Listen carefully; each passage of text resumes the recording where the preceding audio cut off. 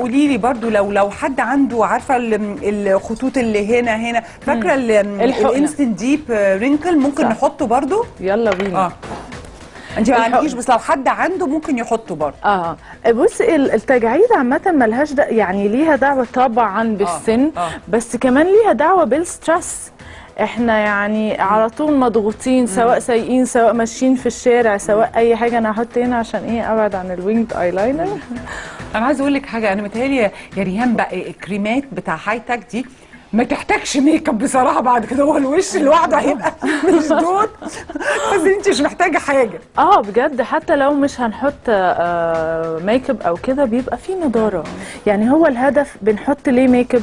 لما اشوف واحده اقول لها شكلك بهتان قوي، طب ما تحطي ميك اب شويه يداري شويه يعمل كاموفلاج. انا الحقنه اهي حطيت الاول كريم وبعدين في كفر كده لطيف جدا اللي هو ده مساجن كده ظريف وناعم بيريلاكس قوي وبيفرد. معلش بقى خلاص مش مشكله. اوكي طيب انا هكمل حتى بايديا. يعني يا ريهام بجهز الوش، بحط الجلو اسمه ايه؟ الانستنت جلو سيرم. سيرم فوقيه ممكن اعمل بتاع الايليد، ممكن اعمل بتاعه الخطوط اللي انا عايزاه بالظبط. لكن انا لو انا مش محتاجاه خلاص اكتفي بالانستنت جلو بالظبط. بعدين هو الموضوع غير ان هو للتجاعيد زي ما قلنا الستريس، والستريس ده ممكن نبقى مشدودين وعاملين كده تلاقي خطوط مثلا صح. عند ناس لسه صغيرين جدا 20 ما اعرفش بيبقى عندهم خطوط. اقول لهم انت عندك كام سنه؟ تقولي كذا. اقول لها يطلع بقى عندها امتحانات عندها ما اعرفش ايه. فالحاجات دي بتريح الوش عامه من مرض العصر اللي هو الستريس. اكيد. اوكي انا حطيت على الخطوط اللي انا عايزه برضو ريلاكس قوي فيها، وحتى لو كشرت لحد ما بقاش مكشره قوي يعني. هبتدي بالكونسيلر قبل الفاونديشن. الكونسيلر ميزته لطيفه، حاجه لطيفه جدا انه هاي تك. اول حاجه بلفه عشان يطلع لي. ده في كذا درجه منه يا ريهام؟ في درجتين. انا هستخدم الروز لتحت العينين، بحط تحت العينين بالطريقه ده. ايه مميزاته تاني وانت بتحطيه كده ريهام؟ الوحيد لحد دلوقتي اللي شفته جوه مصر وبره مصر في اس بي اف. ده فعلا في اس بي اف. دايما يعتمدوا على النظارات. يعملوا مثلا الفاونديشن في اس بي اف كويس، وبعدين يجوا للكونسيلر لا البسي نظاره فيها سان سكرين. طب ايش ده الوحيد اللي لقيت ان هو فيه سان سكرين. والشمس، اشعه الشمس المضره دي اكتر حاجه مسببه للتجاعيد. انا بحطه وبسيبه نص دقيقه كده عشان يمسك نفسه ويبقى اتقل، عشان انا عندي الحقيقه هالات سودا ما بعرفش انام كويس وبشرب قهوه الطبيعي يعني. هحطه كده. طب ريهام قولي لي، انت مش محتاجه تحتيه تحطي اي كريم؟ ده في ترطيب كافي بدل اي كريم؟ ترطيب جدا يعني يو كان او ممكن ممكن لا. ممكن لا. بس انا ما بحتاجش الحقيقه، لان هو بيعمل ليفتنج، بيشد البشره تحت العينين، والمنطقه تحت العينين دي فضيحه لو في شويه ارهاق، لو في شويه اي حاجه بتطلع الاول تحت العينين. وبعدين بحطه، وبعدين هو فيه هايلورونيك اسيد زي البرودكت كلها بتاعت هاي تك.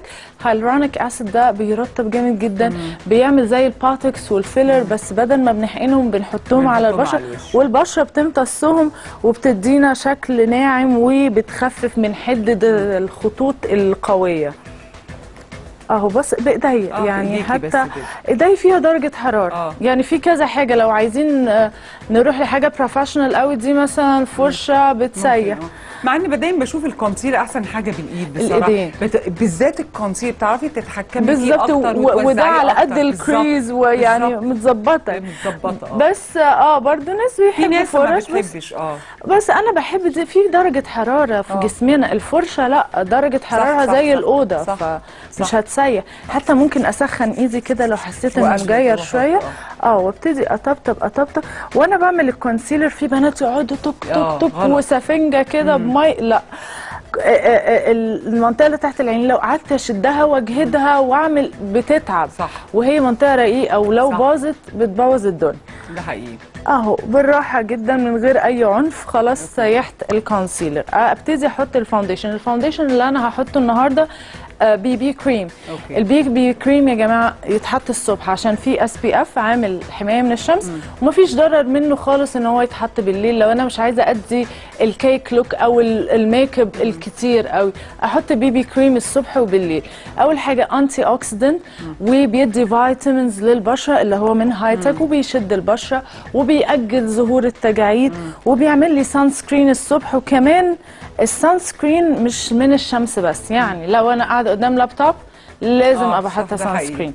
لو الاضاءه عندي في الشغل، وده في اغلب الشركات الاضاءه بتبقى بيضه، الاضاءه البيضاء مضره برضو، يعني مش لطيفه خالص، والناس بتقعد فيها لمده 8 ساعات وقدامها اللابتوب، فتقول لي انا ما بتعرضش للشمس، والاقي بشرتها عندها سكين دامج. انت بتعملي انت بتخلطي اللونين؟ بعمل كونتورنج. بتخلطي اللونين. عندي بيج وروز من البي بي كريم. ممكن احط لون واحد، وممكن اعمل بقى كونتورنج، العب تلعبي بقى. انا اهو لون فاتح اهو، ده الفاتح وده الغامق. انا برضو ممكن بايديا، ممكن بفرشه زي ما انا حابه. انا هعمل مثلا النص ده بايديا اهو، بسيحه اول اوفر. وده يا ريهام خلاص مش بنحتاج نحط، يعني احنا حاطين طبعا الانستنت جلو من تحت، بس لو واحده بشرتها ما فيهاش اي حاجه ممكن تحط البي بي كريم على طول على بشرتها، ولا مش محبذ؟ لان انت بتقولي في ترطيب. في ترطيب طبعا، وبيجهز الدنيا كده. يعني البشره برضو بتحب تتدلع شويه. اجهزها الاول بعدين احط لها بقى. بس ممكن يتحط على طول، بس الاحسن والافضل والمعمول على اساسه الترتيب الصح ان هو يبقى فيه الاول سيروم، بعدين فيه فاونديشن او بي بي كريم. انا هجيب اللون الغامق ده واعمل اكني بعمل كونتورنج اهو، بحط تحت عظمه الخدود الغامق شويه. المناخير لو عايزه اغمقها شويه هعمل هنا. من الناحيه الثانيه، وزي ما بقول عشان هو خفيف ولطيف وناعم، بسيبه نص دقيقه. لو انا عايزه كفرج عالي قوي، لو عايزه اغطي مش عالي قوي، بس ستيل في الاخر طبيعي. مش لا انا بشوفه بجد البي بي كريم ده عملي جدا جدا جدا للناس اللي بتشتغل والناس اللي في الجامعه. لان الجامعه بيحطوا كوام ميك اب يعني غير طبيعي، والشغل كمان حاجه خفيفه كده، ما يبقاش اوفر، ويبقى حاجه تأدي الغرض، وحاجه فيها بروتكشن، وحاجه تشد، وحاجه تدي نضاره، وكل حاجه يعني. بالظبط، وخفيف، وسان بروتكشن. كفايه على رايك يعني. وطبعا حاجات هاي تك، احنا عارفين ان هي انتي سندريلا. ليه مش بتقولي سندريلا؟ انت جملتك الشهيره سندريلا.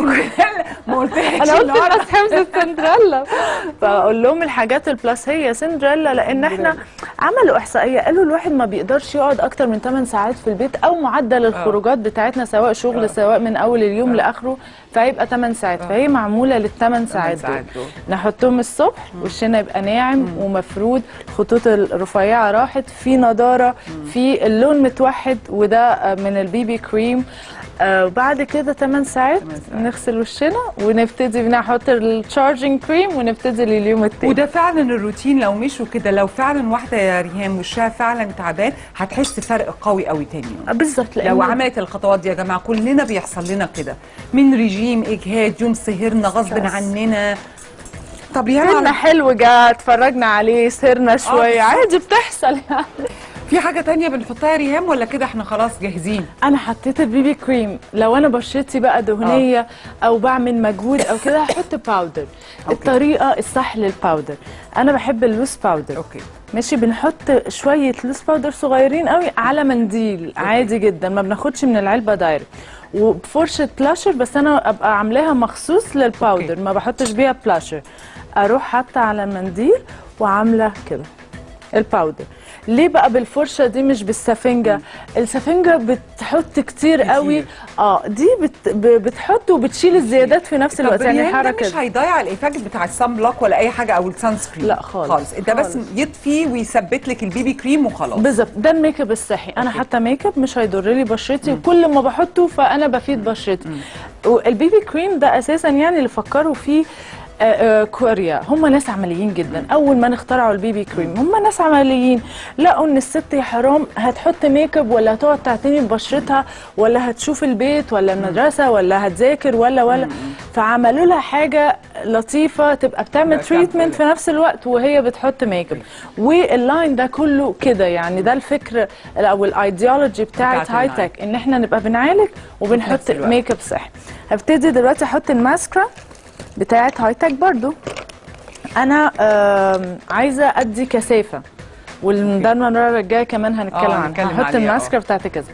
في تip كده لاي ماسكرا في العالم، لما نيجي نفتحها نبقى بنلفها واحنا بنفتحها، ولما نيجي نقفلها نلفها واحنا بنقفلها. ليه بقى؟ عشان ما تنشفش بسرعه. لان انا لو شديتها فجاه وجيت اقفلها وعملتها كده هتدخل لي هوا كتير جوه، هتنشف لي الماسكرا وهلاقيها مش هتقعد معايا الفتره. الماسكرا دي بحبها لانها بتكثف وطبيعيه وما بتكلكعش، ما بتلزقش في بعض. في ماسكرا كده بتكثف وكل حاجه، بس بعد كده الاقي ان هي كل 3 رموش كده ماسكين في بعض ومش راضيين يسيبوا بعض. ببتدي احط من فوق الرموش وبعدين من تحت الرموش، تديني كثافه طبيعيه والسواد بتاعها حلو قوي. يعني لو حتى عاملين وينجد ايلاينر زي ما انا حاطه، او عاملين او حتى مش حاطين ايلاينر خالص، بنبقى محتاجين ماسكرا قويه جدا. ودي اقلام التحديد برضو بتاعت هاي تك. سريعا بقى كده يا ريهام لان الوقت للاسف خلص. وبصوا يا جماعه ميك اب ناعم جدا، هي مش حاطه حاجه وشها حلو جدا يعني مجرد وحدت لون بشرتها، دارت شويه الهالات، يعني بجد شويه ماسكارا.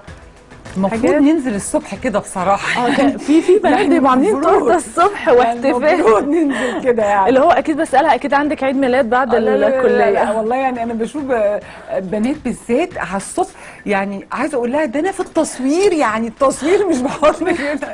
والتصوير بيحتاج بايز وبيحتاج. بقول لها ده انا في التصوير مش بحط الكاميرا. وهحط بلاشر بقى خلاص. انا جاهزه دلوقتي اروح الشغل. صدقوني يا جماعه مهما نحط ميك اب لو البشره مش حلوه بيبان، مهما بيبان جدا بنضاره بشرتنا لازم. ريهام بجد بشكرك جدا جدا جدا. يعني اكيد فدتي كتير من المشاهدين، لان كتير مننا بيحصل لنا ظروف وغصب عننا بشرتنا بتبقى شحبه.